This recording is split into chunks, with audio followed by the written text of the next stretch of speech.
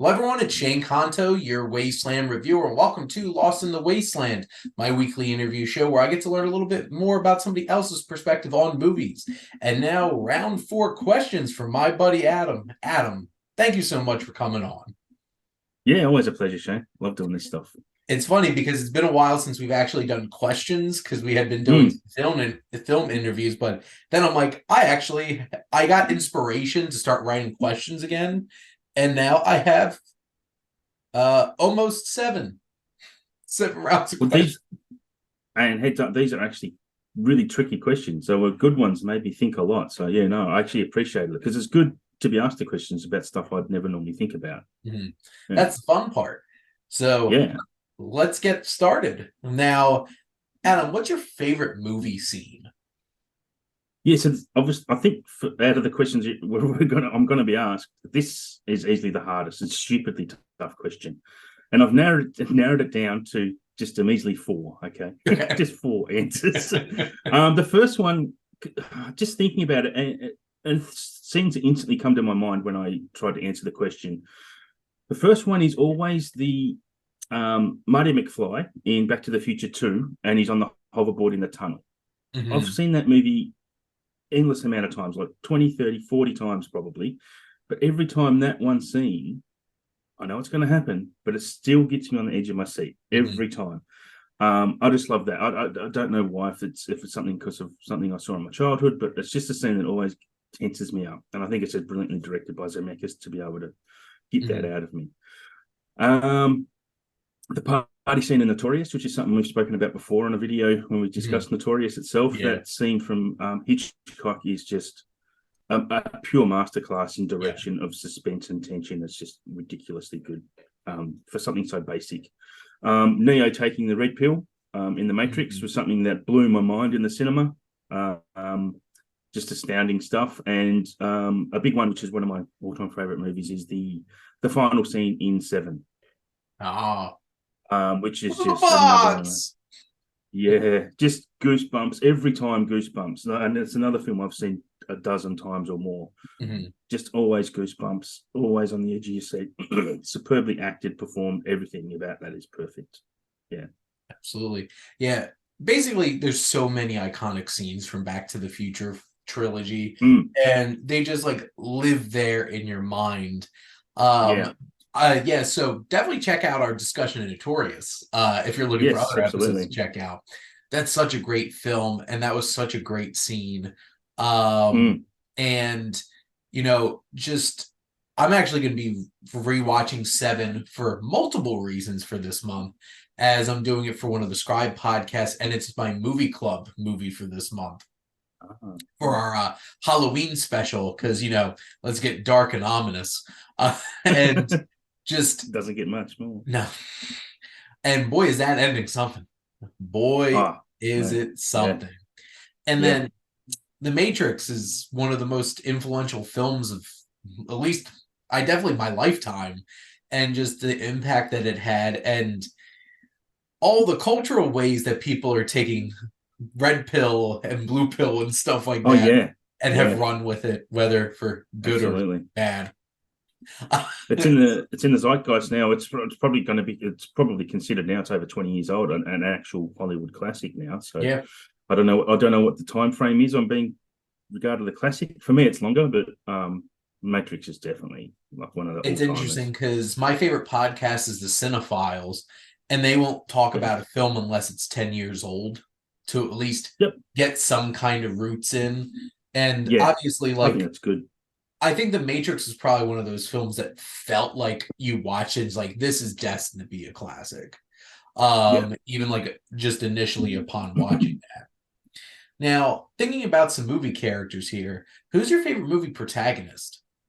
For this one, I only have two answers. One of them is someone we kind of spoke about, Marty McFly. I think Yeah. Marty's just he's perfect protagonist. He's just a perfect character um, for so many reasons. And next one is Harry Potter. Actually, I'm a big fan of Harry Potter, the series, and it's something I'm going to start after spooky season is over. I'll be delving back into that with my daughter in November Nice. because she's never seen the Harry Potters, Uh, strangely enough. Um, So yeah, and I normally do an annual rewatch of that entire series. But yeah, Marty and Harry, I think, are two great protagonists. It was hard for me to think of anyone else actually. It makes me sad with what Michael J. Fox has gone through in his life with Yeah. his illness, and Mm. like he was one of the most charismatic leads that you would ever find. And like he was such a special actor at that time. And Mm. can you just imagine that, like, if they never replaced Eric Stoltz? That would be it'd be a very forgotten about film. It probably Yep. wouldn't have gotten the sequels, honestly, because I've seen those clips of him acting, and it isn't the same. One of the best decisions in Hollywood history Yeah. is sacking him for that. He wasn't right. And when you talk about Michael's impact, like I know I was always a big fan of Michael J. Fox, not just for Back to the Future, but Yeah. even Spin City and shows like he was amazing on on Spin City on that show and other shows he did. But the documentary that Apple came out with him this year makes you really understand how big he actually was and how Yeah. hardworking he was. He was everywhere. Like he made some bigger movies than you think, actually, because even though Back to the Future is there, a lot of his other films aren't really as well known, but there's still like some really good films in that filmography Mhm. of his. Yeah, Yeah, The that's a good Frighteners is a good one. documentary to check out. That's a fantastic. Yeah. It's still in my top 5 movies of this year. Actually, I think it's Mhm. fantastic. Yeah, And then I'm a big Harry Potter fan. I was yeah, there getting my books first morning every time a new one yeah. came out. And I was there for the movies, and just thinking about the impact that Deathly Hallows Part 2 had on me. And Harry is like Mm. the type of protagonist. Like he is that person that like we get behind and support through that whole entire journey. He The has hero's journey. Yeah. Yeah, he himself has quite the antagonist. Who are some of your favorites?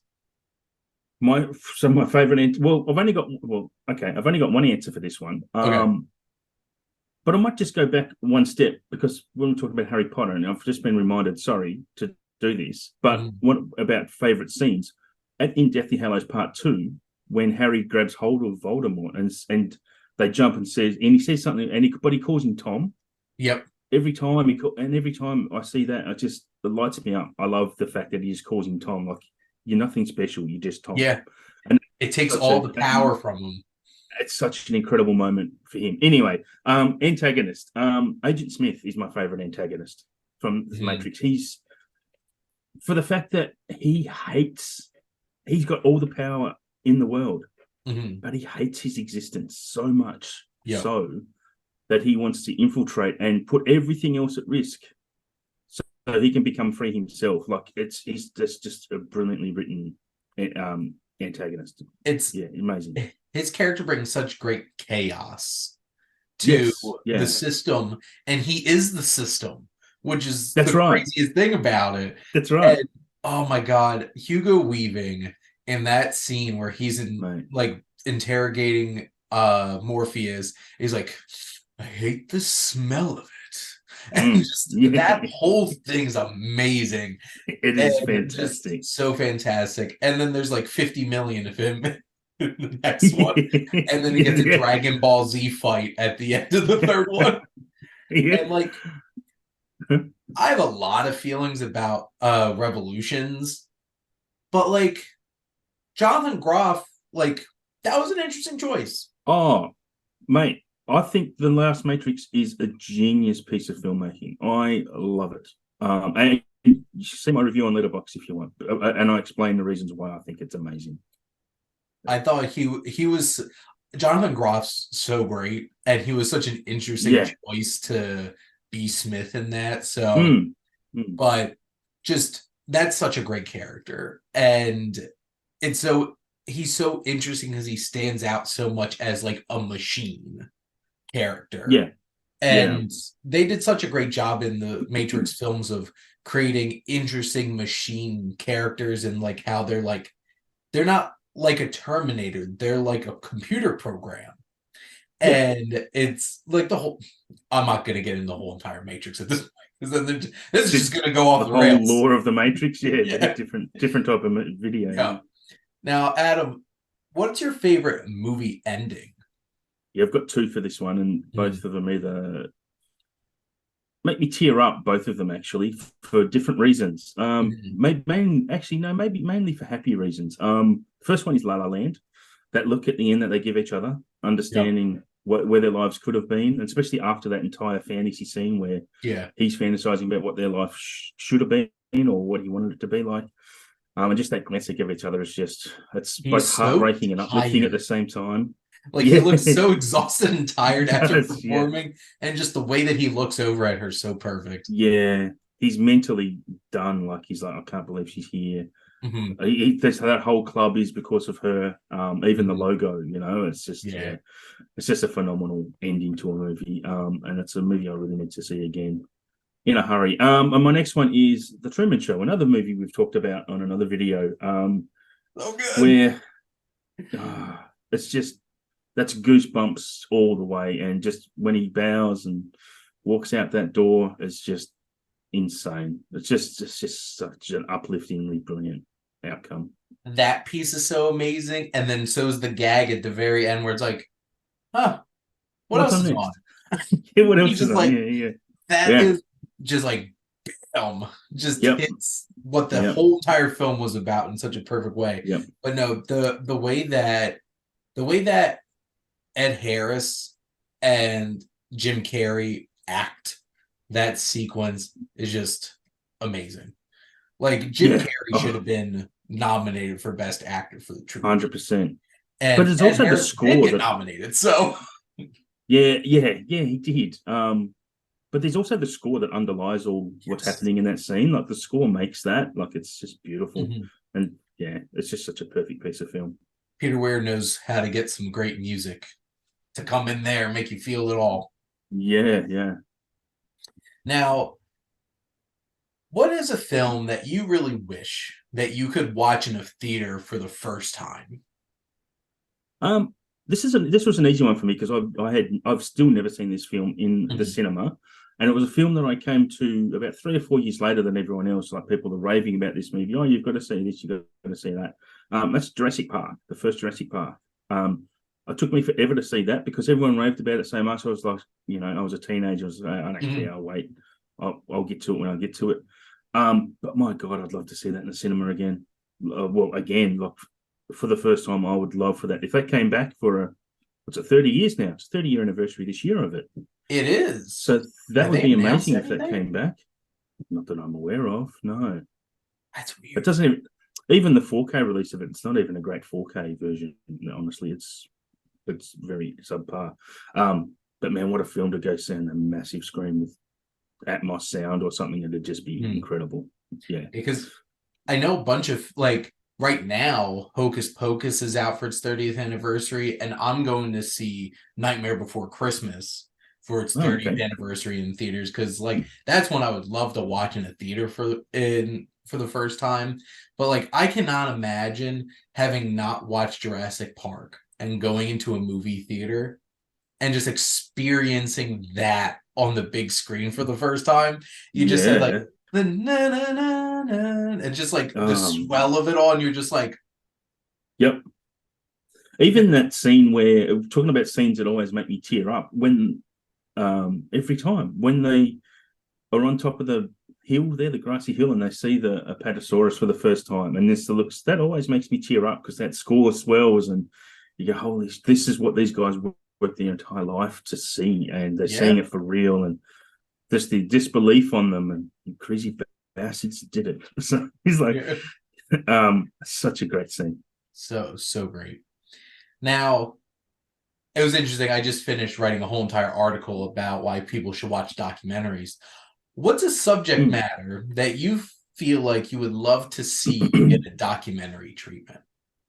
I'm probably going to watch your eyes glaze over here when I talk about this one because you won't have a clue what I'm talking about. It's a Formula One moment. It's called Multi 21 between Mhm. Mark Webber and Sebastian Vettel. So, for those of you that watch Formula One, you might agree with me here, but back in the from 2009 to 2013, Mark Webber was a teammate with the Red Bull team with Sebastian Vettel, and there Mhm. was always a bit of antagonist. There was just an intra-team rivalry between them. And there's a moment in Malaysia 2013 when they were racing, and Mark was in front, was winning the race, and the team were leading the race very easily. And Sebastian Vettel pretty much had this championship sewed up anyway. He didn't need to be really doing what he was doing. Mhm. And the team orders were that whoever's in front at a certain point in the race, don't stop racing. This guy's going to win the race, because otherwise it puts the team at risk of losing everything, Yeah. But Vettel instead turned his engine up, which he wasn't supposed to do against team orders, and basically overtook Mark, and they had this big fight, nearly crashed several times. And that's at the end, and the podium ceremony was just the steam coming off Mark Webber. The entire awkwardness of it all was just incredible to watch. So, and I've read Mark Webber's book when he retired, but to get a documentary on that that entire relationship between those two drivers and the team, and within the team, because Sebastian was quite favoured within the team. So to begin that from 2009, that led up to that actual multi-21 moment, I would love to see like a full fly on the wall documentary about that. It'd be amazing to me. Yeah. Sports docs have gotten such a big spotlight recently, and I'm gonna chalk it up a lot to, honestly, the Last Dance. That Chicago Bulls Michael Jordan documentary, like, that was great, just grabbed the attention of so many people. Yeah. But like a good sports rivalry documentary, so good. Yeah, and absolutely. like being able to capture that, and like I haven't watched racing in a long time. My uncle always used to come over on Sunday and take over the TV, and instead of putting on like football or something, he put on racing. So like he has like he has a old Shelby Cobra. I think a 67. And like, boy, I'm pretty sure he loved that more than my cousins. Like, and like I've seen films like Rush and Ford v Ferrari and stuff like that, but like a really great, I feel like I watched a racing documentary, and I'm trying to remember who There's that Drive was. to Survive on Netflix. Netflix have a series about Formula One, Drive to Survive, and that actually spurned their golf one and their tennis one that they do now too. But that definitely sounds like something that certainly has the drama to really capture so much attention. drama. So much drama, yeah. And we love drama in our films. So it would do very well in the world of Formula One. It would do very well, I reckon. Yeah. Go ahead, Netflix, do it. I should pitch it to them, actually. Make some money. Speaking of Netflix and some of their documentary series and stuff, because they sure make a lot of them, let's shift gears a little bit to some television. Yeah, we're shaking up here on a movie interview show. What's your favorite television show? This was an easy one for me. I have two different genres. So first one, I'm just going to say Seinfeld is my all-time favorite comedy sitcom. It's just I've watched it endless amounts of times, and I'm still going through it again at the moment. It's just, it doesn't age for me. Like, it's an ageless type of humor. There's nothing really era appropriate that kind of outdates it like Friends would. Like, that Larry David sense of humor, just it's so real, and like he finds the most awkward things that you don't really think about until somebody points them out to you, and then that's exactly right. So frustrated about it. Yeah. Well, even his follow-up show, Curb Your Enthusiasm, as much as I love that, it's still not a patch on Seinfeld. It actually becomes more frustrating because it's so repetitive in that conceit of him just making a mistake and it just all blowing out of proportion, all the misunderstanding. Anyway, but I still love that show. My second one is Breaking Bad, which is probably my actual all-time favorite show, which is talking about it's not a hero's journey. It's actually a bad guy's journey, actually. Like, it's actually the complete reverse. Yep. Yeah. And it's going to lead on to the next question, but yeah, I love Breaking Bad so much. It's two quick things about Seinfeld. One, I got to interview the composer of Seinfeld. Really? Yeah.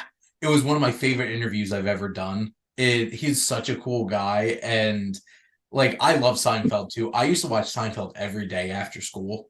Yeah. And I quote Seinfeld so much on a regular basis. And including also my favorite line from Curb Your Enthusiasm. It's like, well, F you and see you tomorrow. Because some days you just have that kind of thing with somebody. You're just like, you're still my friend, but I'll talk to you tomorrow. I'm pissed off at you right now.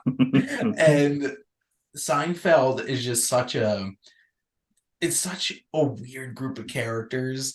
And like they made a whole entire episode getting lost in a parking garage in New Jersey. I know. It's comedy gold. Kramer carrying the air conditioner, and then two of them getting arrested for public indecency for peeing in the parking garage. I still talk about Euromycetitis, like the thing he invented. Yeah, it's hysterical. And then when you like a show like Breaking Bad, I will watch every single show that Vince Gilligan ever creates because, my God, can he make a show? Well, I was always a big fan of the X-Files, and I know he had a lot to do with the X-Files. And then when I knew he was doing Breaking Bad, I was really keen to see it. So, sorry to jump in on you there, but Vince Gilligan is incredible. I'm a huge Better Call Saul fan, and I love Breaking Bad too. And when you can make an episode about a fly directed by Rian Johnson, you have a special show. It's just like that's another story I have there, because I'm a huge fan of Rian Johnson. And the two episodes of Breaking Bad I love the most. This is before I ever knew Rian Johnson was a person, right? And I love that episode and Ozymandias. And I figure out after I watched a couple of his films, I go, he directed. They're my two favorite episodes of Breaking Bad as well. So that kind of made me love him a bit more, as well. What's my name? yeah. You're goddamn right. Oh man, but just so good. The fact that like what they did to the dad for Malcolm in the Middle and what Bryan Cranston did in that show is just like insane. Insane. That's I think that's what made him the biggest star, because if no one knew him from Malcolm in the Middle, they'd be just like he's a good actor. But the fact that he switched from those genres and those, everyone goes, wow, this guy is damn good. Look, for him to even get a letter from Anthony Hopkins about it's telling him how great he was in Breaking Bad. Like, I don't know if you know that story, but have you read that letter? No. It's on the internet somewhere. Like, Anthony Hopkins wrote Bryan Cranston a letter about his performance in Breaking Bad, and it's awesome. It's so good.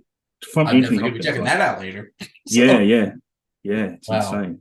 Well, I think I get what you're getting at here, but Adam, what's your favorite television finale? And it's not. It is Breaking Bad, but this isn't why Breaking Bad is my favorite. Breaking Bad is just brilliant for an entire 6 seasons, 5 seasons, I guess technically. But the finale of Breaking Bad, and I think a big thing for me for thinking that is the best is the song they had playing at the end, "Baby Blue," "My Baby Blue," which is all about the color of the product he was making. All the lyrics within that just suit. So it's like this. It's like he wrote the show for that song, and then it just happened to be the last 3 minutes of the entire show. Incredible stuff, and just the outcome of it all. It's perfect. Like, it's exactly what should have happened. It's exactly probably what you wanted to happen, but the way it happens it's just really satisfying. And seeing Jesse drive off free with that expression, like Aaron Paul is so underrated as a performer. Yo, Mr. White. But he gives so much in that show throughout the entire run, and he holds his own with Bryan Cranston in that, but he's still a very underrated actor. He doesn't get enough work, I don't think. No. He's out there hawking tequila or something at the moment. Oh my God. The episode of Always Sunny that him and Bryan Cranston did recently was amazing. It was great, and he kept calling him Malcolm in the Middle, didn't he? Like, didn't they keep calling Bryan Cranston Malcolm in the Middle? It's so good. Special shout out to Jesse Plemons, who showed up and was one of the most despicable characters in the show that last season. Was it Todd? I can't remember his name. Oh my God. But I kind of hated him when I started seeing him in other movies. I was like, I don't like this guy. But then I like Jesse Plemons now because I fell in love with Jesse Plemons because of Game Night. Oh my God. Oh yeah, he's great in that. That is legitimately one of the funniest roles I think I've ever seen somebody deliver on. It was just so outrageous. Yeah, it is good. It is Todd. He's such a Todd. Yeah, it And couldn't have been worse if it was Chad or something, but yeah, yeah, Todd does suit. I feel like that would have been like a step too obvious. Yeah, Todd probably. Yeah, worked. That like fit yeah, right perfect. Just the last few episodes of that. The introduction of like Robert Forster too. Mm, So yeah, good. Loved yeah, him. He was such a yeah. great actor. And then I was a big fan of Hank. And like that, Yes, like, oh yeah. my God. I didn't Where, like Hank's wife. His wife was a pain in the ass. oh, But well, Hank himself, yeah. Because like, oh, that hits so hard. Because like is that the Ozymandias episode that happened in? where he dies, yeah, where he gets killed, yeah, yeah. There's Just actually a couple of episodes before that where everyone talks about the "I'm the one who knocks" scene, but there's a couple of episodes before that where Hank finds out that oh God, I call him Brian. He is where he is what he is, Walt. like as Yeah. he's Heisenberg. Walt, sorry, yeah. And then they're in the garage, and he goes, "Well, if you think I am," and he goes, "Well, then you better tread lightly." But if you go back and watch that line delivery from Bryan Cranston, the way he switches between tread and lightly, as in from Walt to Heisenberg within one word, mate, it's given me chills just sitting here talking about it. It is incredible, and no one brings up that. It's always I'm the one who knocks. No, that Yeah. is not the best scene from that show. So good. Now, let's think about your life, Adam. So, if you had to pick the director to direct your life, who would it Yep. be? God, this was a tough one. I've got two answers, and I really didn't put a lot of thought into this because Uh, the kind of jokey answers, because I really don't know. It's so hard to understand who, but I've got two. First one is Terrence Malick because my life is boring as shit, and it would just be a completely slow moving, boring movie where you're looking at leaves on trees and grass grow. Um, and my next answer would be Terry Gilliam because he could make it bonkers, and because it is kind of bonkers at times as well, and just make it seem better than it probably is. well, You know, get all your daydreams out. You're yeah, you're Jonathan Price, just living yeah, that government bureaucracy, and like, that's me. Yeah, there yeah, you go. yeah, Yep, Brazil's exactly. actually about Adam. So there you go. Uh, Mystery solved. Might be why I love it so much. Might be why I connect to There you it. go. Just might. Now, I really wanted to put this last question on here because I thought this would be interesting because there's so much recency bias. I feel like when people are talking about film and like you see a new film and it hits you in a certain way, you just love it. And I feel like a lot of people that I talk to, it's like their favorite films are from like the past 20 years.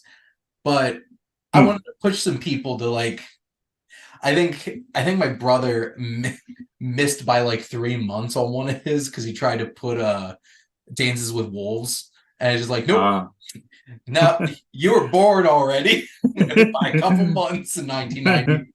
But what are 5 films you would recommend to people that were made before you were born? this is a fantastic question, and I love it. For the simple fact, I actually write a column, as you know, for SiftPop about movies from the 20th century. Yep. But for me, we're going to go back a bit more in time than you might imagine from this beautiful lighting I have here. Let's do it. So number one on my list is The Apartment from Billy Wilder. The best rom-com ever made. It's just fantastic. It's a 5-star film. Well, all of these films for me are 5-star that I'm about to mention. The Apartment is just superb. Jack Lemmon, Shirley MacLaine. It's just, I don't know. I love it so much. It's just a fantastic film. I don't really know what else to say about it. It's just brilliant in so many ways. Second film is Bringing Up Baby from 1935, I think, 38. Cary Grant and Katharine Hepburn, which is Katharine my Hepburn. God. That was good. It's just one of the funniest movies of all time, and it blew me away from a film that age, making me nearly pass out from laughing like 2 or 3 times through the first time I saw it. Just incredible film, and still holds up on repeat watches. Just repeat. It's brilliant. Third film is just really for its scale and grandiose. It's a great story, but an inspirational film for all your favorite filmmakers since it was Lawrence of Arabia. Yeah. Man, what a piece of artwork that is. Again, like I said, fantastic story, but just incredible movie. And you wouldn't have Spielberg and well, a lot of your modern directors, Denis Villeneuve, if it wasn't for David Lean. David Lean's Dune. Yeah. Boy, would that be something. Just, yeah, I mean, if you watch Lawrence of Arabia and imagine the time it was made and the way it's filmed, the way it's shot, those vistas and the scenes, and it's just beautiful, amazing. The next two are by my all-time favorite director, probably in order of my favorites. North by Northwest, which is just one of the tightest, brilliantly written scripts of all time. I always think Tarantino would look upon an Ernest Lehman script for dialogue and wish he could write that well. I mean, if you have any indication of how well Tarantino writes dialogue, then yeah, that should say enough about North by Northwest. Not just the dialogue, but just everything about North by Northwest. The way the editing even is just a spectacular film. And the last one is something we've already spoken about, is Notorious, because I think it's one of the most underseen Hitchcock movies, and it's easily in his top 3 or 4 best movies. And when people talk about Hitchcock, it's Vertigo, it's Psycho, it's Rear Window, it's North by Northwest. No one talks about Notorious. The Birds. Yeah, Notorious is a spectacular film. Yeah, that was one of my favorite new watches of the past couple of years. Honestly, was watching Notorious, and just watching some of that earlier Hitchcock hits a different way than later Hitchcock, right? Yeah, absolutely. Because like later Hitchcock's very much like he was so leaning into like the genre filmmaking and stuff like that. And of course, like my favorite Hitchcock's Vertigo, and it's such a fascinating film. But like something like Notorious, just the way that he was able to make everything feel significant and artful and impressive in his filmmaking. And speaking of Hitchcock, I took a cinema class in high school, and that was one of the first times where I was really expanding, like going from just loving movies to being a cinephile and like really loving art film. And we did a whole month on Hitchcock, and then we were required to find a different Hitchcock film and write a paper about it. Oh, right, nice. And I happened to go to my library, and the only one that they had was North by Northwest. So I took that one because we didn't watch that in class. And I remember going back, it's like, it rivals any action adventure you're going to watch today. Yeah. And then it's from Hitchcock. So then it's tense and just, Cary Grant's just like, oh my God, he's just so suave and cool. Thornhill, right? And it had a Bond level sex joke at the very end of the film. So good. Oh my God, that is one of the funniest visual gags I think in a movie. That's what makes the best directors is that their problem solving skills, and that's how Hitchcock was one of the best, because he solved the Hays Code problem with just this subtle, not even so subtle, innuendo. No. Well, we know what a train going into a tunnel's supposed to be when that happens. Exactly. That's fantastic. Like he's just like, screw you guys. This is After rewatching Double Indemnity recently and loving Some Like It Hot, loving The Apartment. What the hell did I just watch too that Billy Wilder did? Oh, The Lost Weekend. Like Billy Wilder is one of the best directors ever. Absolutely. I love Billy Wilder. Sunset Boulevard. Sunset Boulevard is my favorite. Oh my God. And just he did so many amazing films and made such an impact on cinema. Just I love seeing whatever film you highlight on that article. because that's the thing. Because like generally, SiftPop is very, very, very recent, like most things, Yes. Yeah. and it's nice Yeah. seeing like getting to see some of those classics. Like It's great for me too because I just get to see some fantastic old films because I know I'm loving to do that. I'm looking for my Billy Wilder list on my Letterboxd. I know I have one. Yeah, because I think I'm getting to the point where I've seen almost 8 of his films where I have a different TikTok theme each day. So like every Okay. Thursday I do a director's spotlight. And it just so happens that the one TikTok template that I use holds 9 pictures. So like I do the director's picture and then my Yep. top 8 films of theirs. Okay. And I I've been struggling continuing to find directors that I've seen 8 films from. So I'm getting to Okay. the point where I'm just like, I just did You would Oliver be Stone yesterday. But okay. like I just listed what 5 Billy Wilder films, and they're all like 5 out of 5s. They're just I have you all seen home you need to runs. see I'm going to give you a list. We can either do it after this or before this, but I think the viewers might get a it'd be good for them too. Sabrina, I don't know if you've seen the Sabrina from That one I do need to see. Yeah. with Bogart and William Holden, who I know you love. That's I Oh yeah. love Sabrina. It's my second favorite of his. I'll go through them in my order. I have The Apartment as my number one of his. Mhm. Sabrina is number two. Sunset Boulevard you've seen. Ace in the Hole with Kirk Douglas is phenomenal. It's so relevant to today as well, mate. You need to see Ace in the Hole. It's brilliant. Then I have The Lost Weekend, which I think is just an incredible example of addiction and just such a great Mhm. film.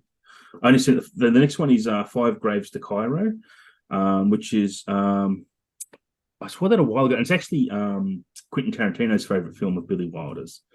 And Interesting. it's really great. It's kind of set in wartime, but it's in Egypt. Yeah, really Mhm. good. Some Like It Hot, which I'm not as big on Some Like It Hot as others. Double Indemnity again. I think if I've only seen it once, but it just felt overrated to me.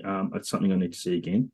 The 7 Year Itch, which is it's interesting. It's good. Like it's interesting, and I can't even see this number 10. I think it's when he co-directed. It's called Bad Seed. Oh When he yeah, it was looks like working. it's his first film as Billy Wilder with the Yeah, Billie.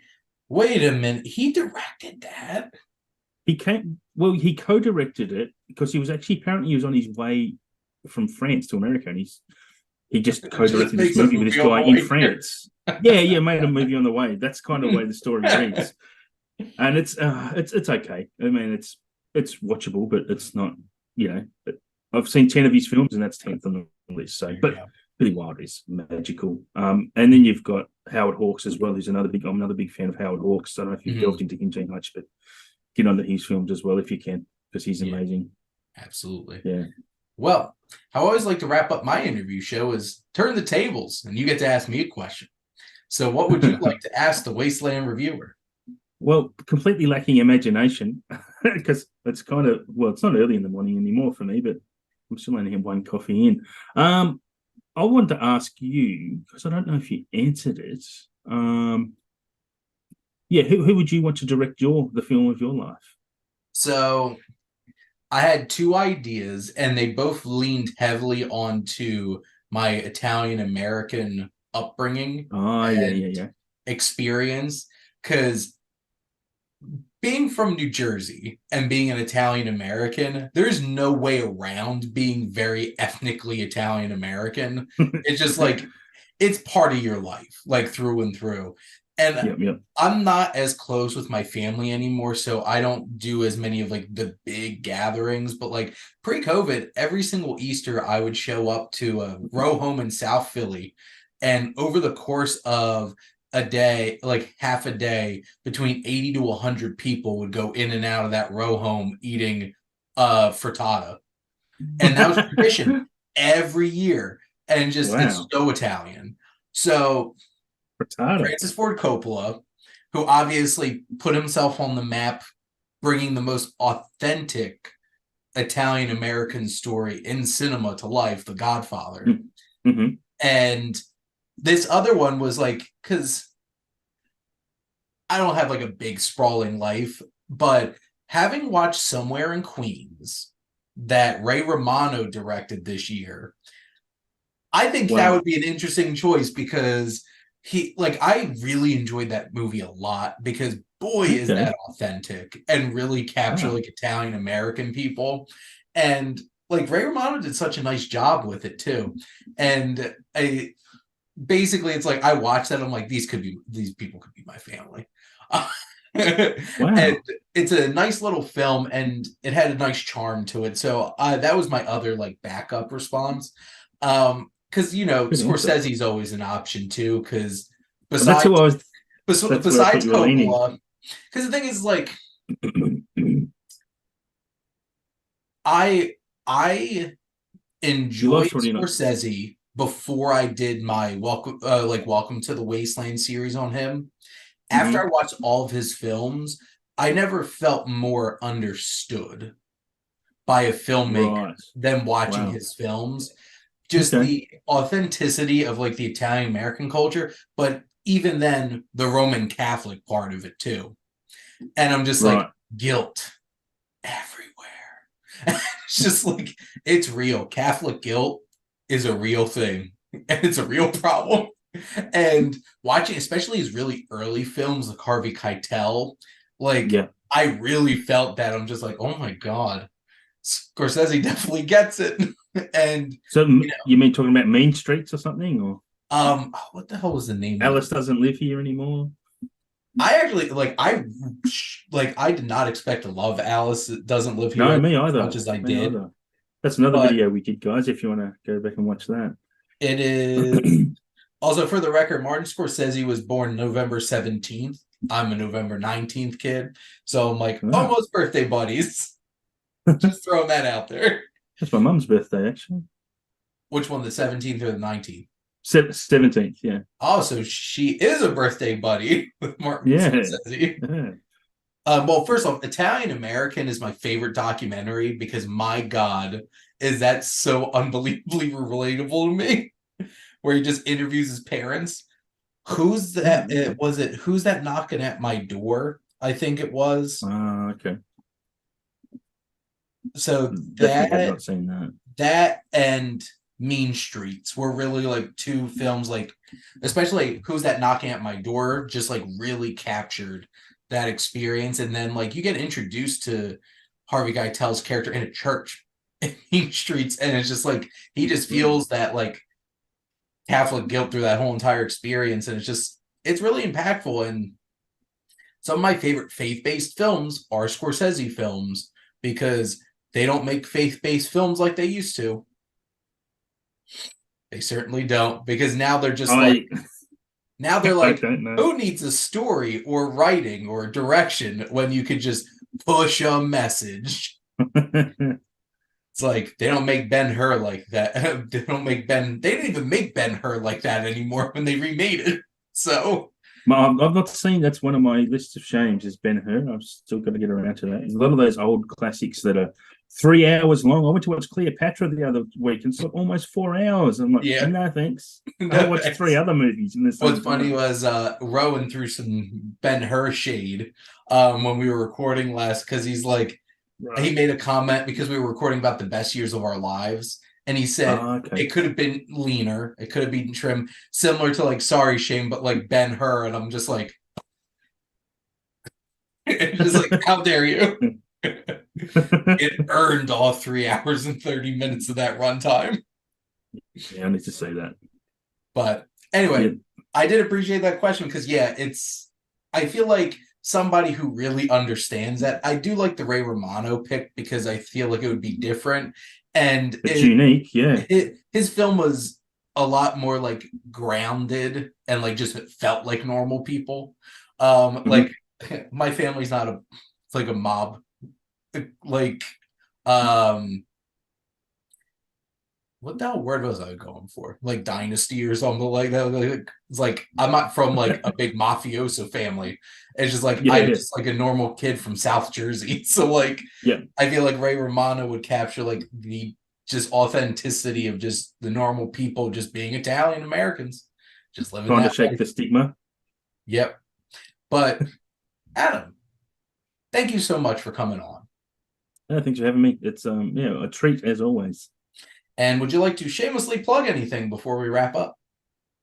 Just my Letterboxd, Curb Rider. As you'll probably see on the bottom of the screen here, my name. And SiftPop.com, I write a monthly column called 20th Century Flicks, with my most recent entry being about the Invasion of the Body Snatchers from 1978, which is such a great film. A masterclass of atmosphere, I think. Not talking about tone, I'm talking about atmosphere. Just a miraculous movie. I've actually even ordered it now from Amazon, the Kino Lorber 4K. So it cost me a fortune because, it cost me a fortune because Australia sucks for physical media. So, but anyway, that's how much I liked it. I went and spent $50 on it. There you go. Which is about 25 cents American at the moment. Oh, no. But thank all of you out there for always tuning in and supporting your Wasteland Reviewer.